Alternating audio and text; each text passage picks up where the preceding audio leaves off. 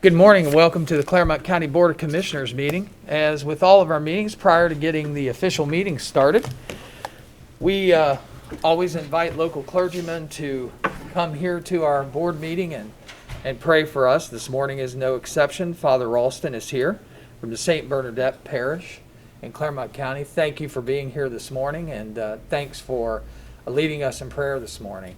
The podium is yours, Father. Thank you.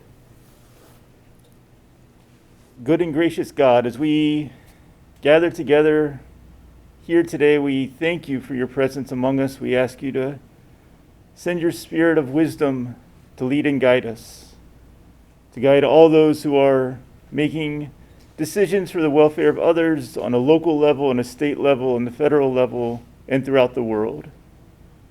We entrust this time to you. We entrust one another to you and to your providential care. We ask that you especially be with those frontline workers, with the emergency personnel, with our military, and our first responders, that they may know your blessing and your safety. We ask you to heal those who are sick and suffering, and to help those who are working to find a quick end to this pandemic. We ask that you continue to let us know your love in this time and always. And we make this prayer known to you now through Christ our Lord. Amen. Amen. And now to officially start our meeting, if you'll join me with the Pledge of Allegiance. I pledge allegiance to the flag of the United States of America and to the republic for which it stands, one nation under God, indivisible, with liberty and justice for all. Thank you for being with us this rainy day of May. Starts with an M. Yeah, May the 20th, 2020. I'd officially call this meeting to order, and I will move county staff elected official discussion in H up at this time. Do we have any county elected officials to give us any updates this morning, Tom? No, Julianne Nesbitt had a meeting at 11, so she could not give an update to the board. She did advise me, as everyone has heard, that the governor did provide an update lifting the advisory, lifts the travel restrictions and the requirements to quarantine if someone travels or returns to Ohio. Unnecessary travel within or outside of Ohio is not encouraged. The health order replaces language requiring Ohioans to stay at home with limited exceptions with the language that strongly recommends that citizens, especially those who are at high risk, stay at home as much as possible. The order does not change the mass gathering restrictions, which remains at a 10-person limit. And so we're still waiting for the actual language to be put in the order. And just to talk about that, many of the restrictions have been lifted at this point, and obviously, there are still safe distancing requirements and mask requirements for businesses and other entities, but many organizations have been allowed to come back in some form or fashion of business opening or service opening. Anything else? Nope, I believe that inside dining, I believe, opens tomorrow, May 21st, correct? And so we'll see how that goes. And I understand, is it May the 30th that childcare is scheduled to be open also? I believe so. So we're starting to come back to a little of normalcy, but we're just not there yet. But we're going to get there. You know, we're all in this together. Obviously, this has been a difficult time. We'd all like to get back to some sense of normal operation. I will touch on, while we're in H, just for a second, I'd like to read a letter this morning. You know, many times here at the Board of County Commissioners, I know we do receive letters of encouragement. This one I felt was worthy of being read aloud here at the meeting. And this letter came to the Board of Clermont County Commissioners, and it's in reference to Wolf Pen Pleasant Hill Road culvert replacement. And it said, "Dear Board of Commissioners, I'm writing to express my sincere gratitude for the high level of performance by the Clermont County Engineers Office in coordinating with my company, DER Development Company, for the replacement of an existing culvert underneath Wolf Pen Pleasant Hill Road, adjacent to their property located at 5174 Wolf Pen Pleasant Hill Road in Miami Township. The services were started and completed on May 7th. It was quite impressive, the amount of top-notch production and workmanship that was experienced by the engineer's office maintenance crew. The work involved open cutting Wolf Pen Pleasant Hill Road, removing an existing culvert, installing a new culvert at a greater width and depth, backfilling and patching the road. Signage posted for that work indicated a road closure of 2 days, but this work was completed in one late day. I understand that they worked until dusk that evening. A 3-day duration was the original prediction. Mr. Evans and his engineering staff should be commended for their hard work and dedication to perform their best. Mr. Evans was always available via phone and email communication during the planning process. It's refreshing to work with such exemplary folks at Clermont County. And I just wanted to say, thank you to Jeremy Evans and his engineering staff for providing services for the citizens of Clermont County that exceed their expectations. That's what county service is all about. So, Jeremy, if anyone from your office is watching, our salutes to you and thank you for your staff. Please let them know that the Clermont County Board of Commissioners appreciates their hard work and dedication. Anything else? I'll move to B, approval of regular session minutes of 5/13/2020. Board, I know you've had the regular session minutes. You've had an opportunity to look at them and ask for any changes or clarifications. Do I have a motion to approve the regular session minutes of 5/13/20? I'll make that motion. I'll second. Been moved and received a second. Roll call, Judy. Mr. Humphrey, Aye. Corcoran, Yes. Mr. Painter. Yes. And we'll move to C, presentations this morning. Clermont County Water Resources Department, Lyle Blooms, Sanitary Engineer, Director of Utilities, Chris Rowland, Assistant Sanitary Engineer, is going to talk to us this morning about the 5-year capital improvement plans for the county wastewater and waterworks system for 20 through 24. Lyle? Yes, good morning. This is my first time doing this via Zoom, so I'm trying to share my screen. It says host disabled participant screen sharing. So I don't know if Brandon can let me share my screen. Try again. All right. Okay, got it.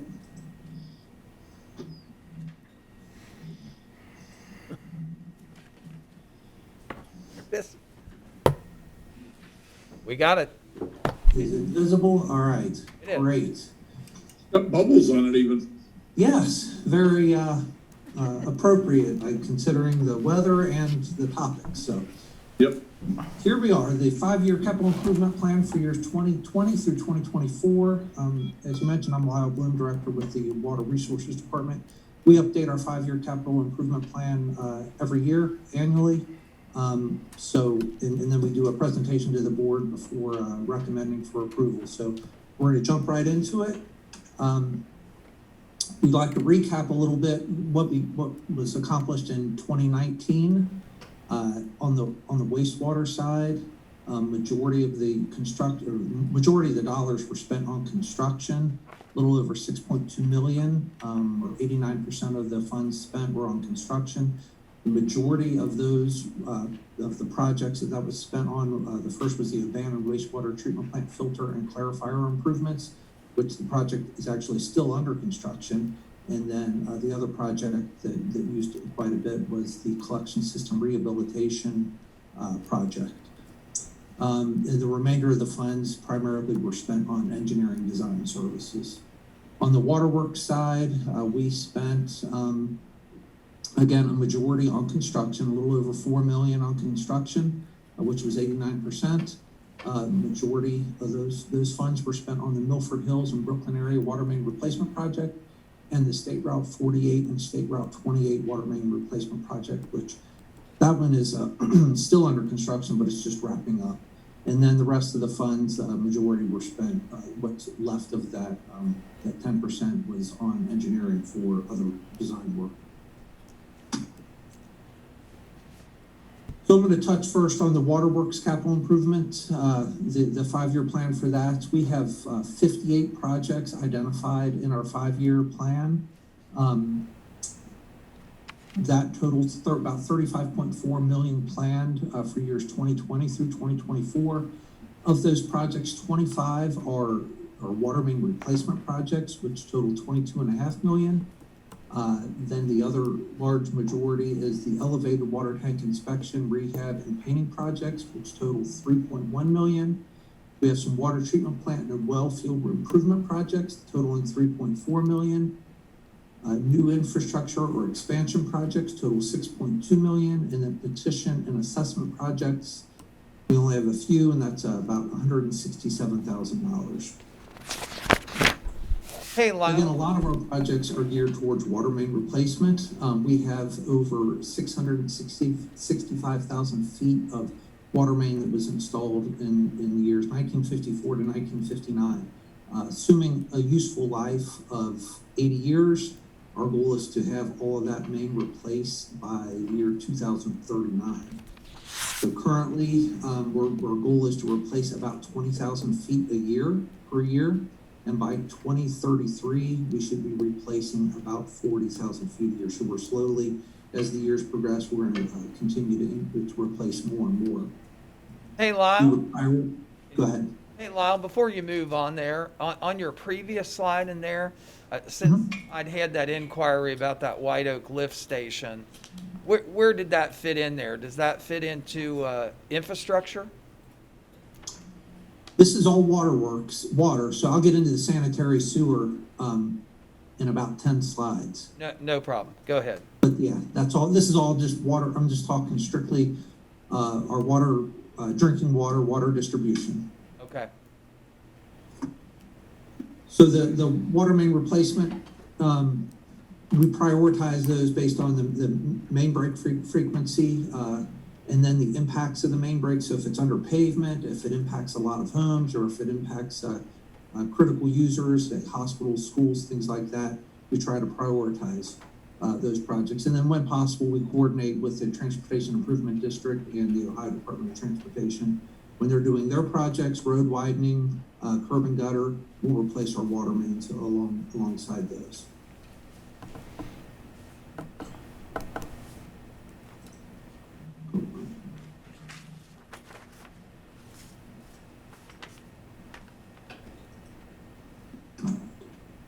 Okay, so the first water main replacement projects I wanted to talk about. The first is the Branch Hill Miamiville Road water main replacement project that's in Miami Township. We plan to work on the design of that in 2021, so next year, and then construct in 2022. We've had a lot of main breaks, particularly last year, along that stretch of road. The photo in the bottom left is actually our crews out over this past winter, repairing a section of the main that broke, and that's them out there at night working. That project, we're going to replace about 8,750 feet of 10-inch and 12-inch water main that was installed in 1959. That will start at Front Street down near Miamiville and extend all the way up to our booster station, which is just inside the I-275 loop. We're going to replace that with 12-inch, and the total project cost is just over $1.9 million for that work. The next is the Elwyn, Devlin, Teakwood, and Bordova water main replacement in Miami Township. We plan to begin construction on that this year. It's going to replace just over 6,000 feet of 6-inch water main. Majority of it was installed in 1959. Portions of it were installed in 1964. We'll replace all that with 8-inch water main. The total project cost on that is just over $1,057,000. We also have an OPWC grant to fund a portion of that, and that grant is for $400,000. And then we also have the Hopper Hill Road water main replacement that's in Pierce and Union Township. We're going to begin design on that this year and begin construction next year. It's a fairly large project. It's just over 8,500 feet of 6-inch water main that was installed in 1954. Plan to replace that with 12-inch water main. That project, the limits of that are essentially from State Route 125 all the way down to Halpore Lane on Hopper Hill. and the total project cost is $1,075,000. Some more water main replacement projects we're going to be working on. The Glendale and Glenville water main replacement project in Union Township. We plan to begin construction this year on that. That's just over 4,400 feet of 6-inch water main. It was installed between 1958 to 1968. The Glendale-Glenville area is just off Schoolhouse Road. We'll be replacing all that with 8-inch water main. The total project cost on that is just over $767,000. Next is the McPicken Road and Menno Drive water main replacement project in Miami Township. We plan to begin construction this year as well on that. That's just over 3,000 feet of 6-inch water main. It was all installed in 1959. Total project cost is just over $575,000. The next is the Miamiville area water main replacement in Miami Township. We'll begin construction this year as well. That will replace just over 2,900 feet of 6-inch and 12-inch water main installed in 1959. We're actually gonna replace that with 8, 12, and 16-inch water main. We're gonna use class 53 ductile iron, which is a thicker wall and can withstand higher pressure. The pressure in that area is just over 100 PSI. Total project cost on that is just over $890,000. The next is the Price Road water main replacement. We're going to begin design this year on that with plans to begin construction next year. Price Road's in Miami Township. That's over 7,000 feet of 6-inch main installed from 1959 to 1964. I've got a map that kind of shows the limits of the project because it bounces around quite a bit. We're going to replace from Hobby Horse to Pine Ridge along to Pine Ridge, and then from Love of Miamiville to I-275. We're also going to replace the water main on Oscamp Drive, and there's a section of water main under I-275 at Montclair Court that's going to be included in the project. And that's total project cost is just over $1.3 million. And the last project on this slide is it's not the last project, I'm sorry. The next project is the State Route 125 water main replacement. That's in Pierce and Batavia Township. This is along Main Street in the former village of Amelia. It's currently under design with plans to begin construction next year. It's going to replace about 1,750 feet of 4-inch water main installed in 1954.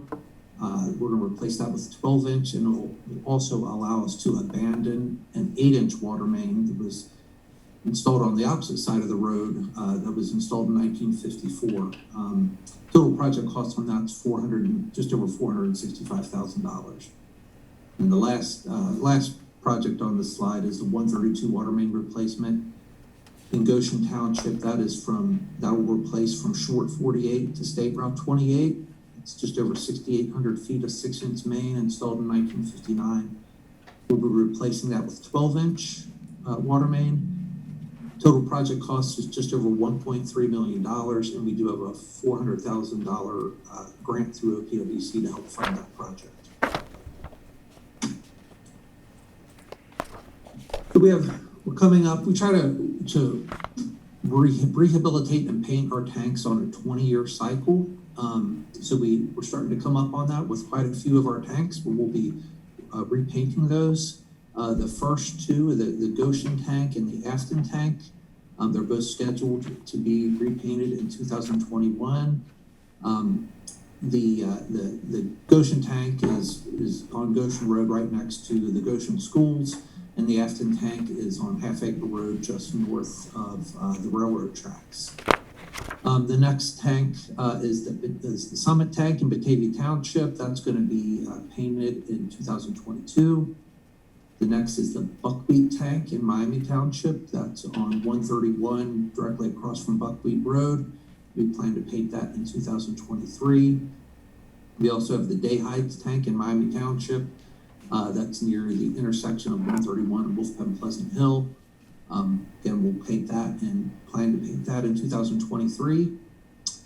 The next is the Miamiville tank. That's a 200,000 gallon pedosphere tank. So it looks like a golf ball on a golf tee. It's visible from I-275 near where Branch Hill Miamiville crosses 275. We plan to paint that in 2023. And then the last tank project we have on the list is the Lewis Road tank removal. That's a small 100,000 gallon tank located near the intersection of Lewis Road and White Oak Road in Pierce Township. We plan to just eliminate that tank in 2024. Again, it's a smaller tank. It's near our water source, so it's really not necessary for our distribution system anymore. All right, our wastewater capital improvements. We have 59 projects identified in our wastewater plan at a total just over $64.1 million that we have in planned improvements. 21 are sewer replacement or rehabilitation projects that total $24.2 million. We have 12 lift station replacement, upgrade, or elimination projects that total about $12.4 million. So, Mr. Painter, that's where that White Oak lift station project would fall into that category there. Then we have 12 wastewater treatment plant improvement or elimination projects that total $12.4 million. We have new infrastructure and expansion projects totaling $2.5 million. And then petition or assessment projects that total $12.6 million, with the bulk of that $12.6 million being the Newtonsville collection and treatment plant projects. So sewer replacement rehab projects, what we're going to be working on the next couple of years. The first is the collection system rehabilitation. This is the lining projects that we do annually, try to do those annually.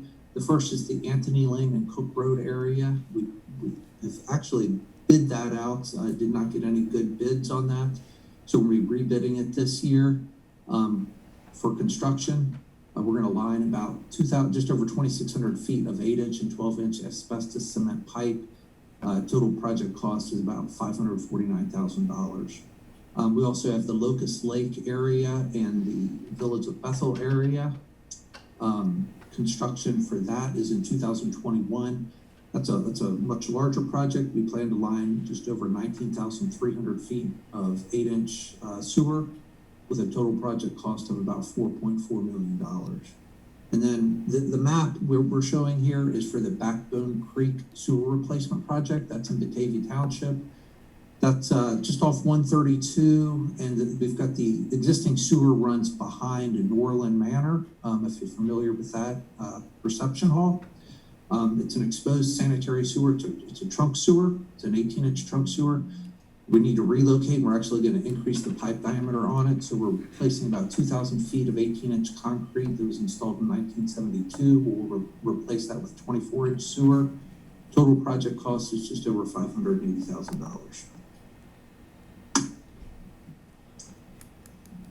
Next sewer projects we have, the Bethel area sewer replacement phase 2. This is in the Village of Bethel. This is a sewer replacement. We're going to begin construction on that this year. We'll replace just over 1,100 feet of 8-inch clay and concrete pipe that was installed in 1941. We'll replace that with 12-inch sewer. Total project cost is just over $340,000. And then the next is the 9-mile collection improvements in Pierce Township. We plan to begin construction next year on that. We're currently under design. That's about 3,270 feet of 18-inch sewer that we'll replace.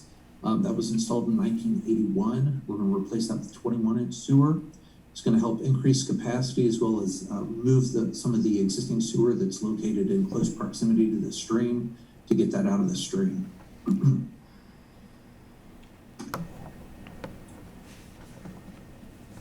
Lift station replacement, upgrade, or elimination projects. The first is the Bethel Lift Station EQ facility that's in Tate Township. We're going to begin design on that this year and construct next year.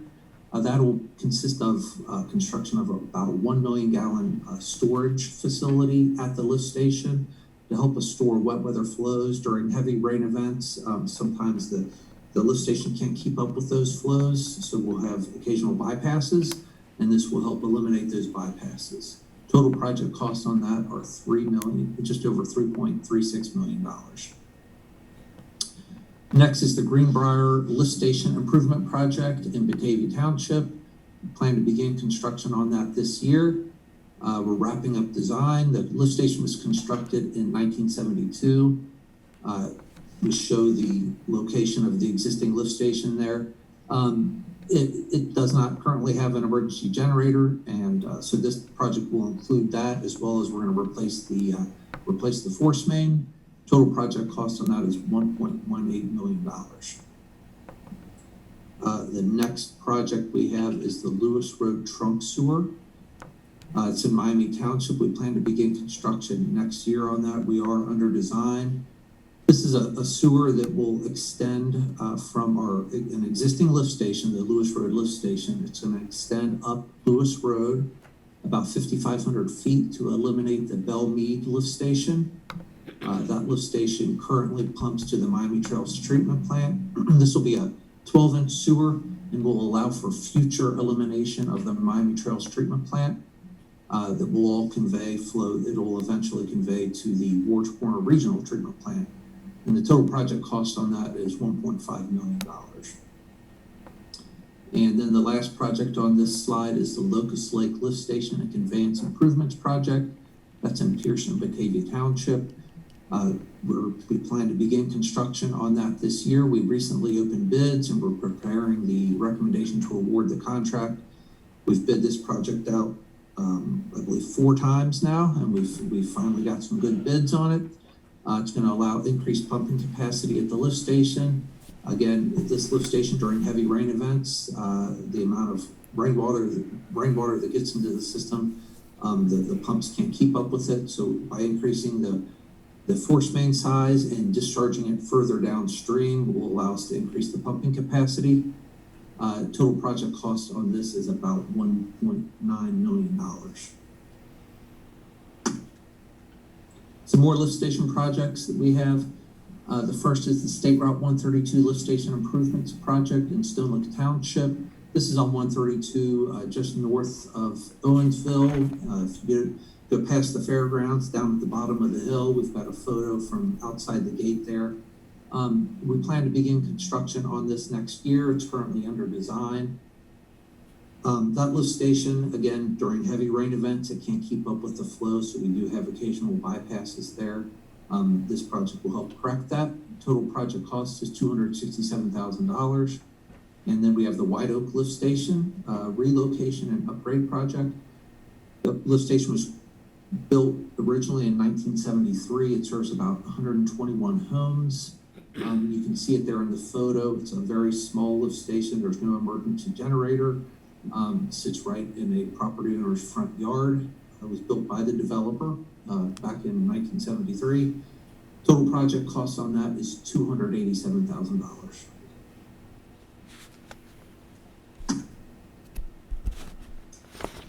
Okay, so some of our wastewater treatment plant improvement or elimination projects. The first is the Arrowhead wastewater treatment plant elimination. We plan to begin construction of that next year. The Arrowhead treatment plant was built in 1972. It's aged and either needs to be upgraded or eliminated. So our overall master plan has always been to eliminate that treatment plant and convey the flow to the Wards Corner Regional Treatment Plant. So we plan to extend gravity sewer and then replace the existing treatment plant with a lift station and pump up to that. So the sewer extension will extend along Branch Hill, Miamiville Road, and then go down Parkington Lane as far as gravity will allow us to, and then we'll pump through the rest of the way. The total project cost on that is estimated at $3.6 million. The next project is the Middle East Fork Improvements Project. That's located in the village of Batavia. We're going to conduct preliminary engineering this year. The detailed design in 2022 with construction in 2023. We anticipate that will include replacement of the grit removal, the new fine screens, and upgrade our septic receiving station. It will also include improvements to our wet weather treatment capacity. Total project cost on that is $3.3 million.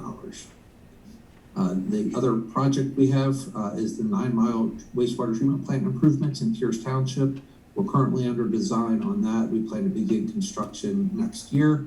Total project cost is $1.4 million. And then the final project on this slide is the abandoned wastewater treatment plant filter and clarifier improvements. Those are currently under construction. It's in Goshen Township. Construction will be complete this year, and the bottom two photos show the new clarifier that's been constructed, and then also the photo to the right is our new filters. So it's a cloth media filter. The total project cost on that is about $5.2 million.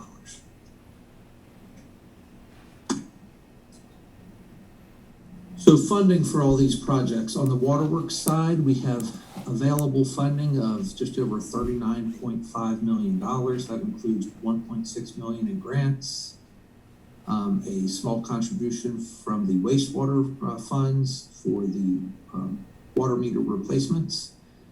Our 5-year plan is 100% funded. So we have anticipated funds that will cover all of our projects over the next 5 years. So we're in good shape on the water side.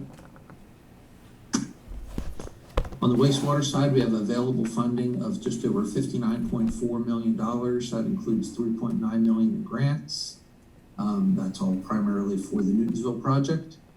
And then also $8.2 million in loans, which are for the Newtonsville project. The contribution to the water meter replacement project that I mentioned in the previous slide. This plan is not fully funded. We show a shortfall of about $4.7 million. But again, that's in year 2024. So as projects are added, removed, hopefully come in under budget, we may close that gap. And this will all be taken into consideration when we do our rate study, which we plan to conduct this year. So our current 5-year plan is on our website. The updated plan, which I'm presenting, will be on the website following the resolutions that will be presented to the board in the next upcoming weeks. And once it's approved, then we'll update it on our website. Are there any questions on the 5-year plan? Hey, Lyle, just one question. When it comes to rate of expansion, could you just touch on a minute? I know we've talked a lot about replacement, and obviously the system, the Clermont County water and sewer system is dated. We understand that. What's the rate of expansion for Clermont County? I mean, what's your future thoughts as far as expanding the water service to other areas in Clermont County and the sewer service? Well, when you look at our water system, we have about 43,000 customers. We serve a majority of the county. What we don't serve is served by Tateman Road water system. Some of the villages have their own water system. The city of Milford has their own water system. There's Brown County Rural Water and Western Water. The majority of our service area is served. The areas that aren't, we typically address those by petition, where the residents pay for the cost to construct that infrastructure. And then there's also development that occurs, and then the developers will pay the cost to extend the water main into the property they choose to develop. Wastewater, again, we have a master plan. Typically, the way we're funded, we don't just extend sewer to serve unsewered areas without petition or a health nuisance declaration. We aren't funded. The only way to fund those are typically through a special assessment of the benefited properties. So when the property owners request that, we investigate, we present costs to them to determine if we're going to move forward with that. Understood, and that's a great clarification for those who are listening or participating this morning in the meeting. Any other thoughts there for other system acquisitions or conversations that may have taken place on those kind of particular lines?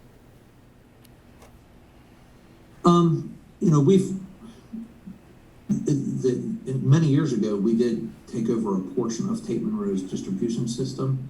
I think that was settled through a lawsuit. I'm not aware of any of the private water systems that are interested in selling or turning over. Other than maybe the Village of Batavia, we're under contract with them for operation and maintenance of their system. That was a 10-year agreement that we have with the village. We're about 5 years through that. At the conclusion of it, or possibly before, if they've met all the requirements of the contract, we anticipate taking over and assuming ownership of the Village of Batavia's water and sewer system, and they become our customers. But any other systems, there's really not been much interest from, let's say, those utility owners to sell their assets to the county.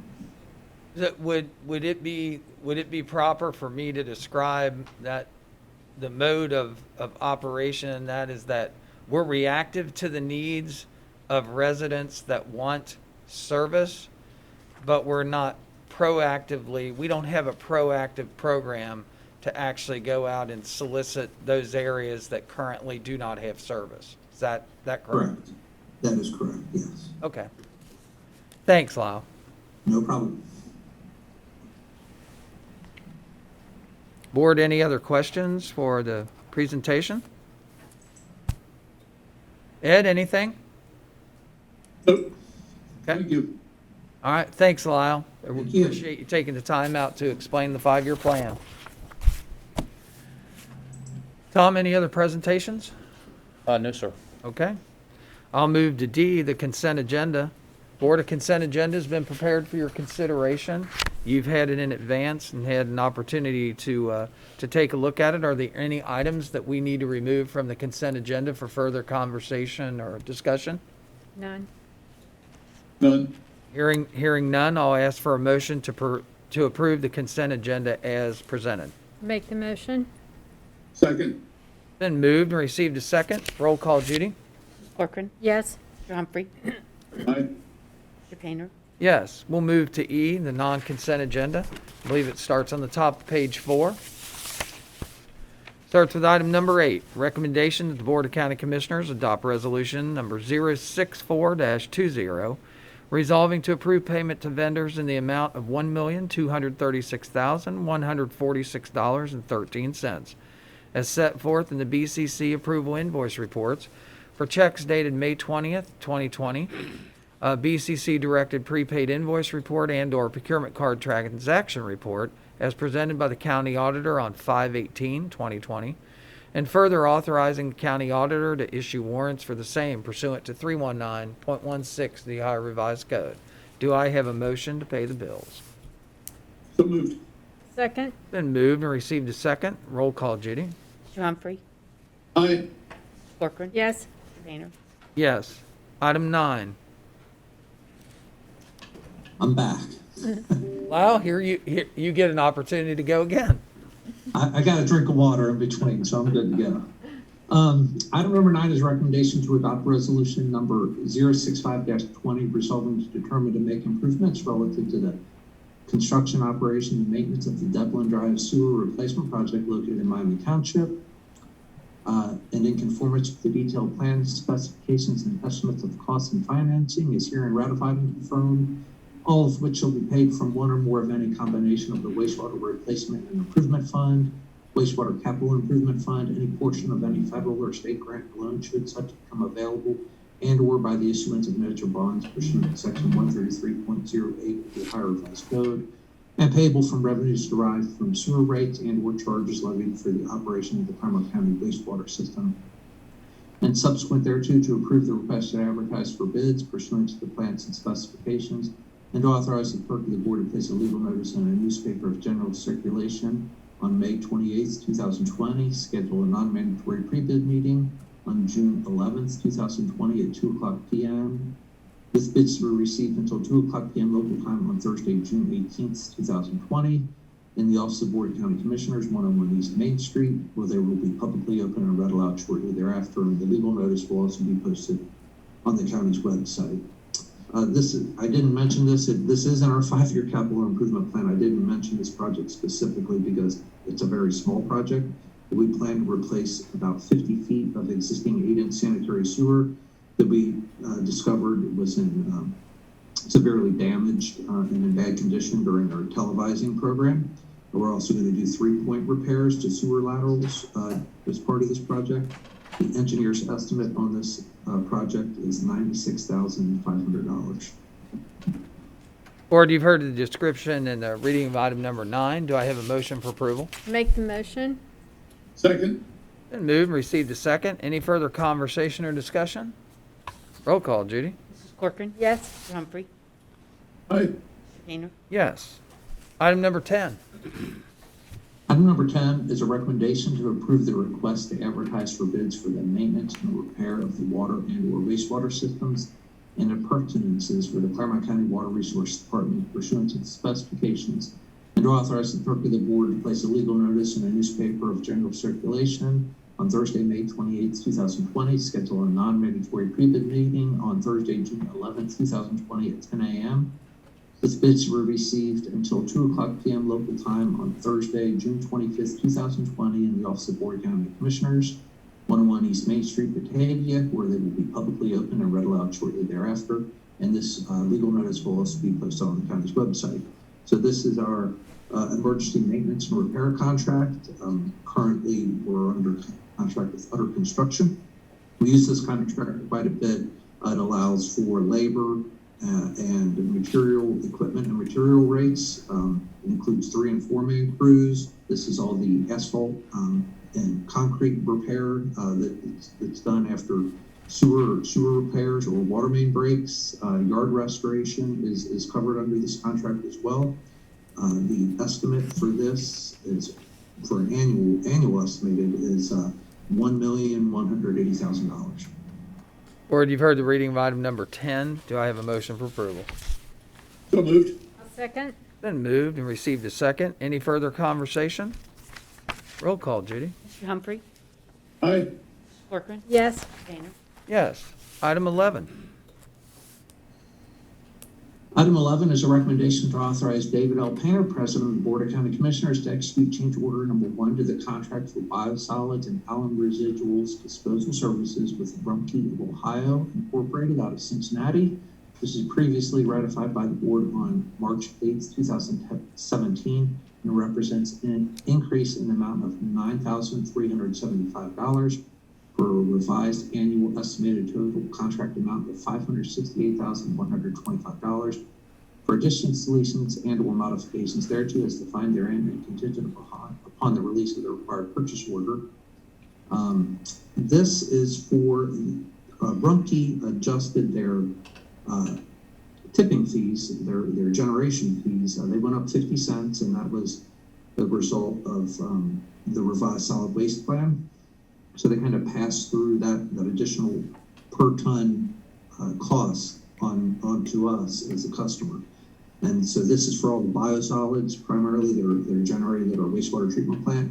But we can't land apply, we landfill. So that goes, they haul those biosolids to the landfill for disposal. Board, you've heard the reading of item number 11. Do I have a motion for approval? I'll make the motion. Second. Moved and received a second. Any further conversation or discussion for Lyle? Roll call, Judy. Corcoran. Yes. Mr. Humphrey. Aye. Mr. Painter. Yes. Item number 12. Thanks, Lyle. Thank you. Good morning. This is Connie Tibby from the Department of Job and Family Services.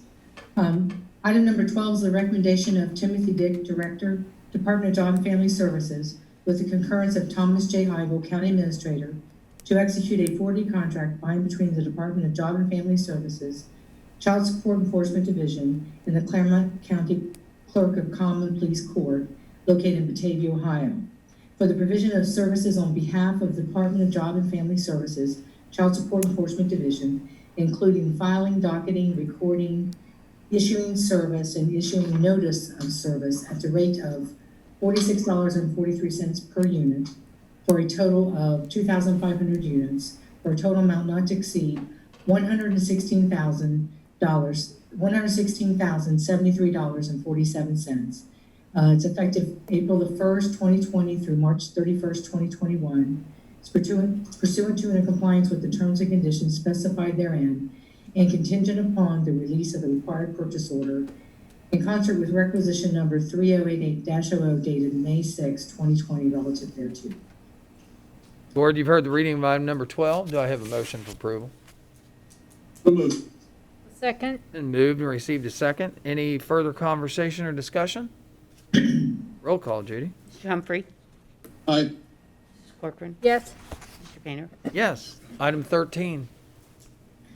Recommendation of Thomas J. Eichel, County Administrator, to authorize Timothy Dick, Director of the Department of Job and Family Services, to execute an Ohio Department of Job and Family Services Title 4E Child Placement and addendum thereto, consisting of amendment numbers 1 through 3, by between the County of Clermont, Ohio, and Foundations for a Living out of Mansfield, Ohio, for the provision of residential treatment services for children referred by the Department of Job and Family Services and/or Clermont County Juvenile Court at the rate of $236.49 per day. It's effective July 1, 2020 through June 30th, 2021, pursuant to and in compliance with the terms and conditions specified therein, and contingent upon the release and receipt of the required purchase order in concert with requisition number 2864-00 dated April the 10th of 2020 relative thereto. Board, you've heard the reading of item number 13. Do I have a motion for approval? I make the motion. Second. Been moved and received a second. Any further conversation? Roll call, Judy. Mrs. Corcoran. Yes. Mr. Humphrey. Aye. Mr. Gaynor. Yes. Item number 14. Thanks, Connie. Thank you.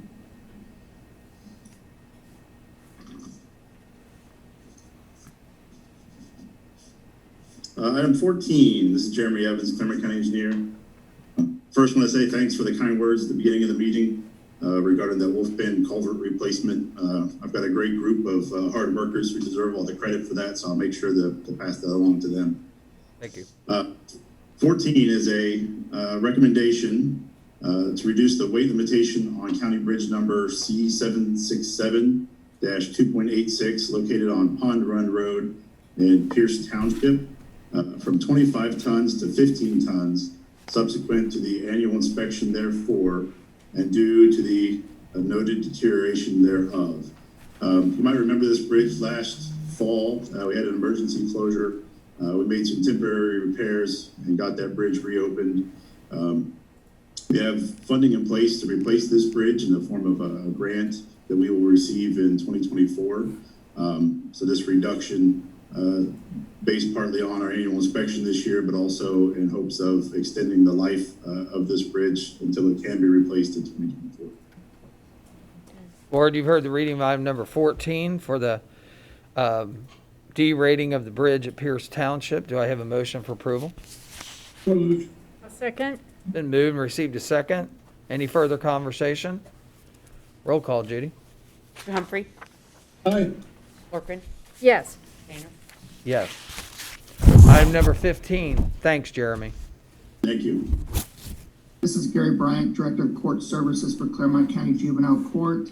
This is my recommendation with the concurrence of Thomas J. Eigel, County Administrator, to accept the proposal for security system upgrade for the juvenile detention facility, hereto submitted by Security Automation Systems in Indianapolis, Indiana, and received on or before March 26, 2020, and to authorize the execution of the contract for services for security system upgrade for the juvenile detention facility in accordance with the scope of services identified as Exhibit A attached thereto and made a part thereof in the amount of $250,000. With the Ohio Department of Youth Services to provide capital funding in the amount of 60%, not to exceed $240,000, therefore, in concert with resolution number 116-18, adopted by the Board of County Commissioners on July 18, 2018, in and as it relates to the amendment number 1 to the agreement of sublease by and between the County of Clermont, Ohio and the Ohio Department of Youth Services relative to the capital funding for the proposed general improvement projects at the Clermont County Juvenile Detention Center pursuant in terms and conditions set forth thereto and in compliance with section 307.862 of the Ohio Revised Code and contingent upon release and receipt of the required purchase order in concert with requisition number 2804.00 dated April the 6th, 2020, relative thereto. Board, you've heard the reading of item number 15. Do I have a motion for approval? I'll make the motion. Second. Been moved and received a second. Any further conversation or discussion? Roll call, Judy. Mrs. Corcoran. Yes. Mr. Humphrey. Aye. Mr. Painter. Yes. Item number 16. Thanks, Gary. Thank you.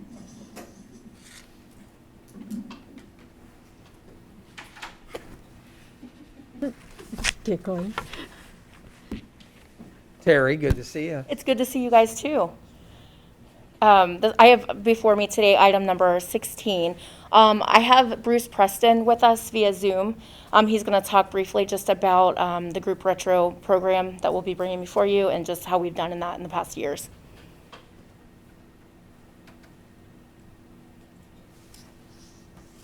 He's there.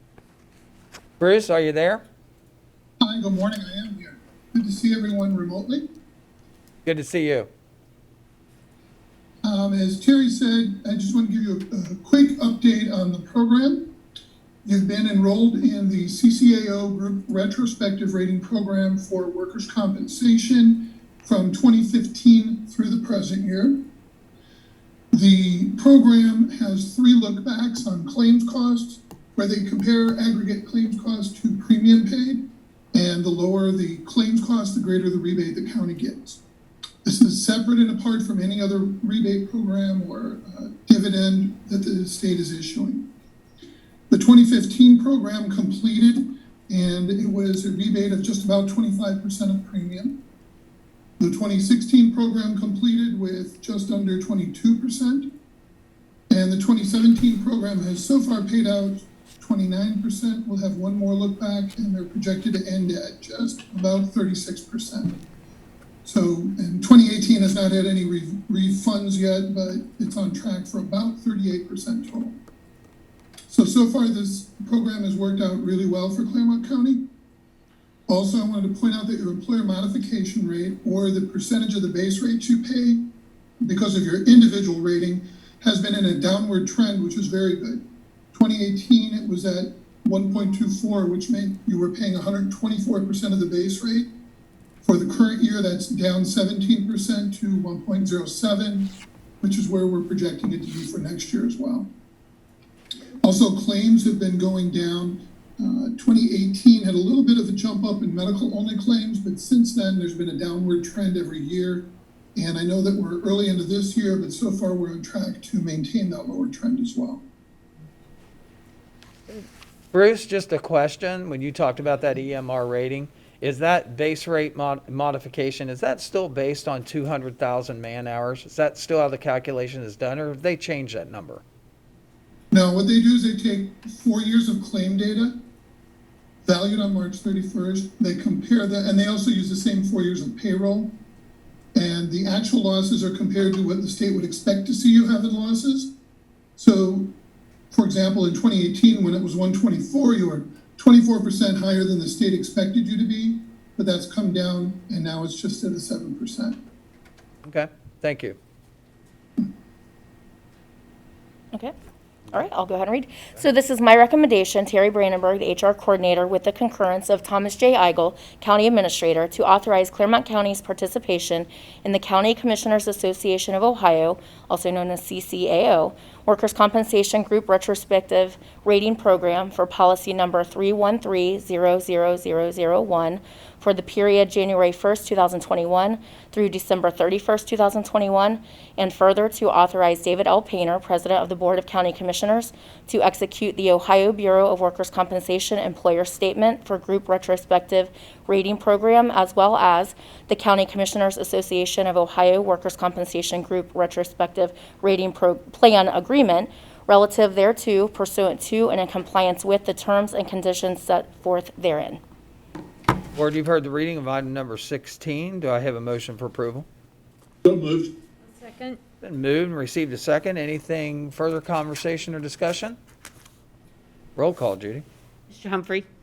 Aye. Mrs. Corcoran. Yes. Mr. Painter. Yes. Thanks, Terry. Thank you. Thank you, Bruce. Item number 17.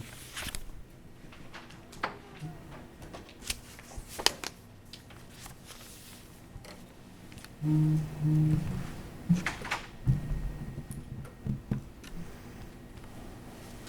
hear her. She's here. Coming. I heard her footsteps. Uh-huh. Tom heard your footsteps coming in.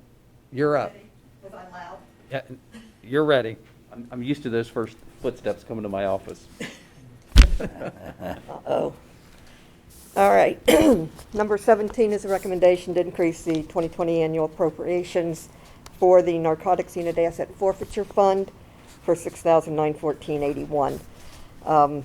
You probably remember about 2 weeks ago, we had another increase. This one had to wait until the Budget Commission met to issue the certificate of resources so they can expend the money. Board, you've heard the reading of item number 17 for a appropriation increase to the Narcotics Asset Forfeiture Fund. Do I have a motion for approval? Make the motion.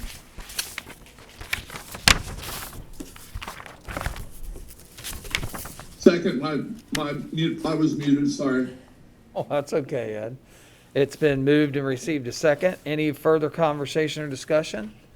Roll call, Judy. Yes. Mr. Humphrey? Aye. Painter? Yes. Mr. Painter, if we have a budget update, if the board would like to hear that now before executive session. Yeah, that'd be fine. We'll move to item H, county staff elected official discussion.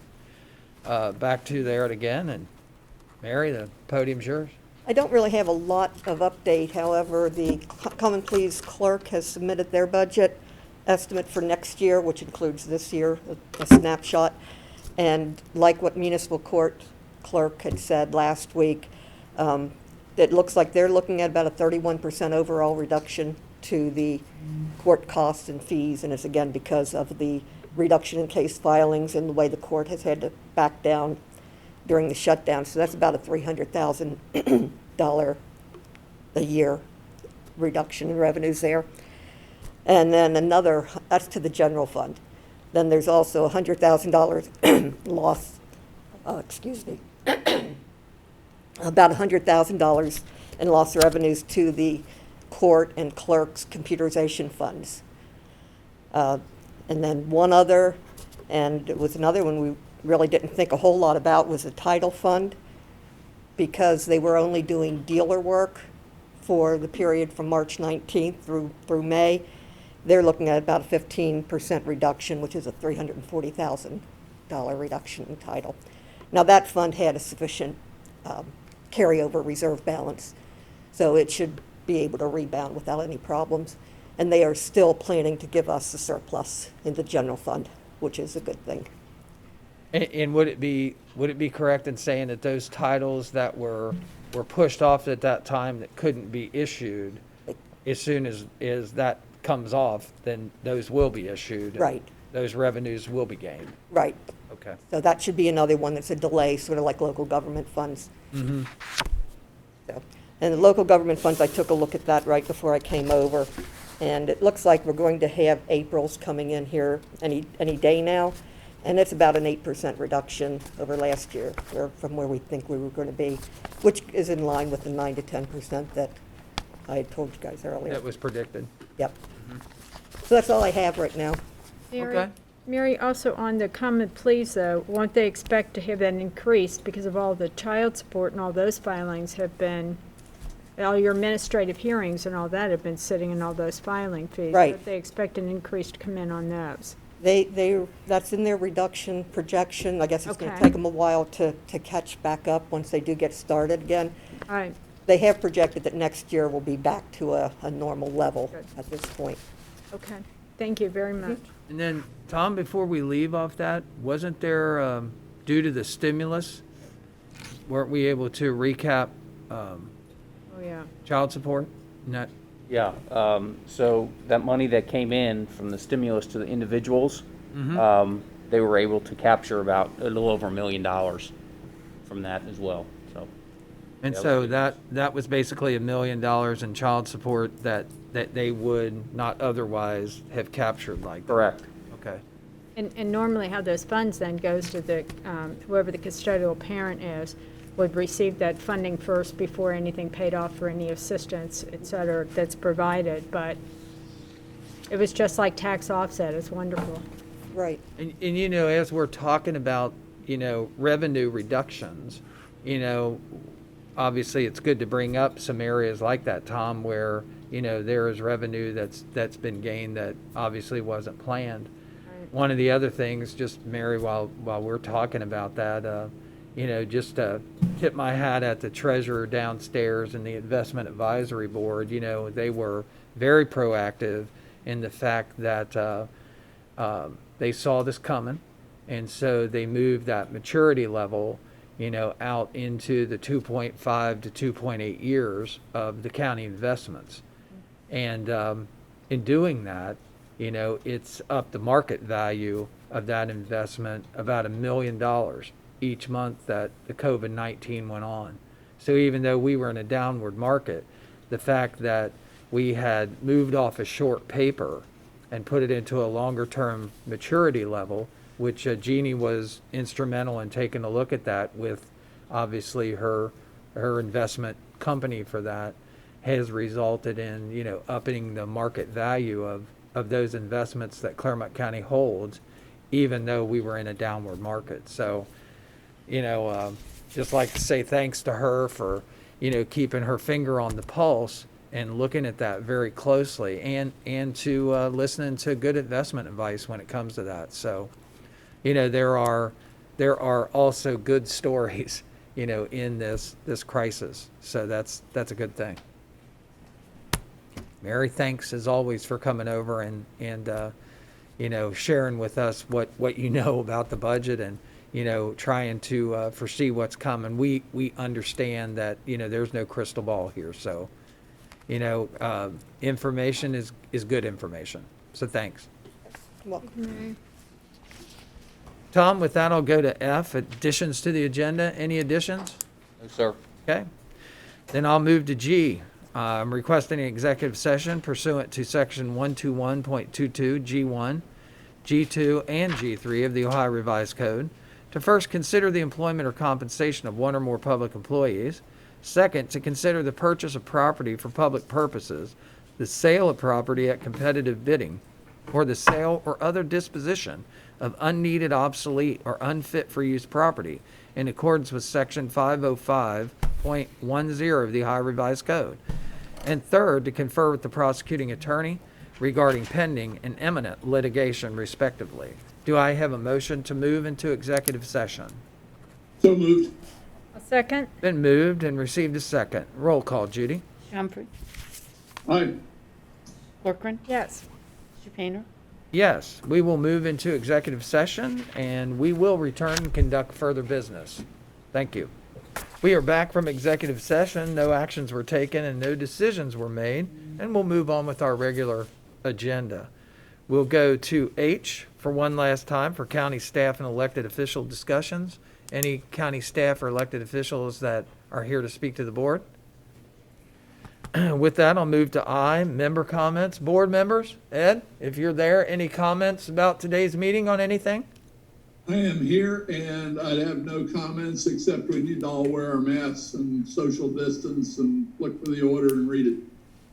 You are joining us virtually from your home. Your background looks just like when you're sitting here, just so thanks for being here. One of the comments that I would make is that, with the orders that are being changed, it kind of is moving in the direction that the 29th of May will be our start of comeback here at Clermont County. Is that correct, Tom? Is that what your thoughts are? Yeah, we've been open, of course. We've got just different lobbies opening up. So DJFS, their lobby opened up on May 18th. And then Water Resources Department, they're planning to open their lobby on May 26th. And then today we're having a meeting with our Permanent Central staff regarding their lobby.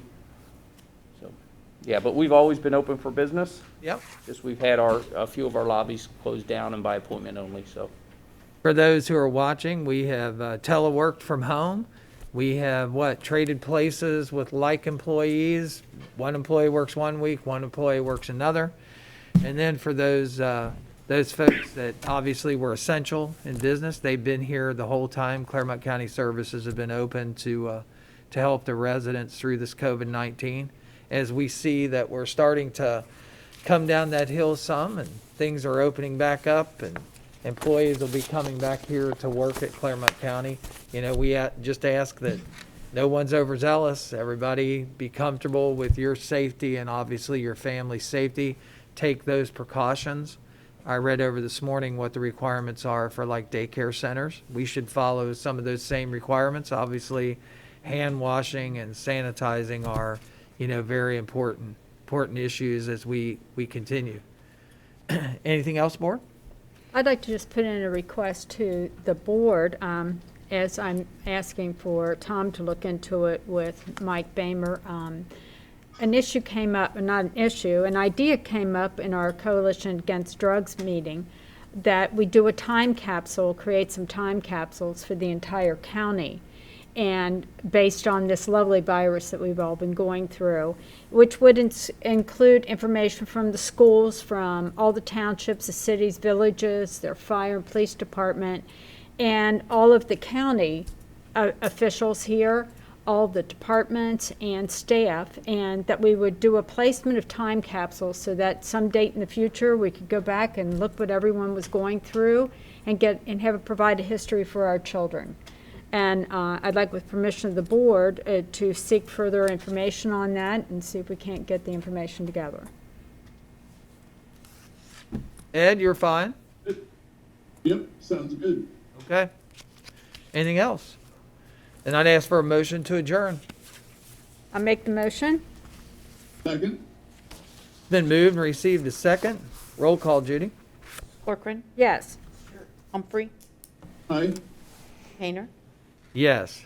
That concludes our Clermont County Board of Commissioners meeting for May the 20th, 2020. Thank you for attending, and we will see you next week. Be safe and take care of your families. God bless you.